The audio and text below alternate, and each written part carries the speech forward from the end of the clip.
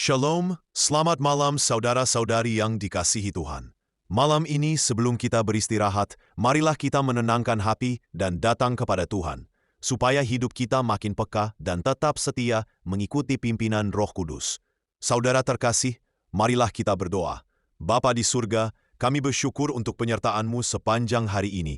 Di malam ini, kami datang dengan hati yang rindu mendengar suara-Mu. Bukalah pikiran dan hati kami, supaya kami mengerti firman-Mu dan dimampukan untuk hidup dipimpin oleh Roh Kudus. Di dalam nama Tuhan Yesus, amin. Nats renungan malam ini terdapat dalam Galatia 5 ayat 25.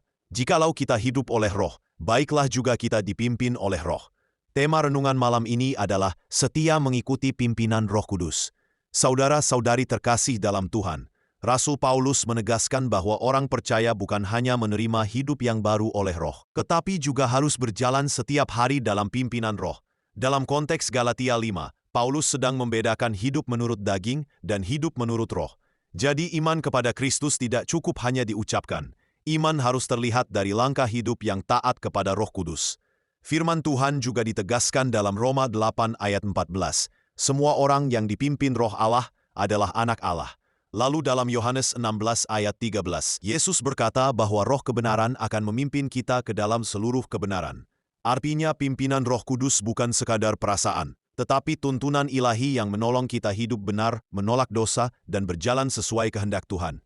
Karena itu, saat kita memasuki hari esok, tanyakanlah, apakah keputusan, perkataan, dan sikap kita sungguh dipimpin Roh Kudus. Besok, ambillah waktu untuk berdoa sebelum bertindak, menahan kata-kata yang melukai, dan memilih apa yang menyenangkan hati Tuhan. Orang yang hidup oleh Roh harus juga setia melangkah bersama Roh. Saudara terkasih, malam ini kita diingatkan bahwa hidup Kristen yang dewasa adalah hidup yang terus diarahkan oleh Roh Kudus. Kita tidak dipanggil untuk berjalan menurut kehendak sendiri, melainkan setia mengikuti tuntunan Tuhan setiap hari.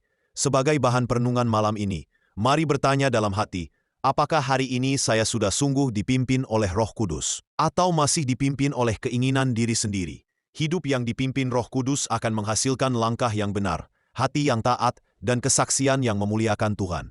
Saudara-saudari terkasih, marilah kita satu hati dalam doa.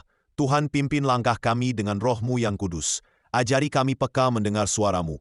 Mampukan kami menolak keinginan daging. Teguhkan kami untuk hidup dalam kebenaran-Mu. Pakailah hidup kami menjadi kesaksian bagi kemuliaan-Mu. Bimbing kami esok hari untuk tetap setia mengikuti kehendak-Mu. Dalam nama Tuhan Yesus Kristus kami berdoa. Amin. Selamat malam, selamat beristirahat. Kiranya damai sejahtera Tuhan memenuhi hati Anda. Shalom.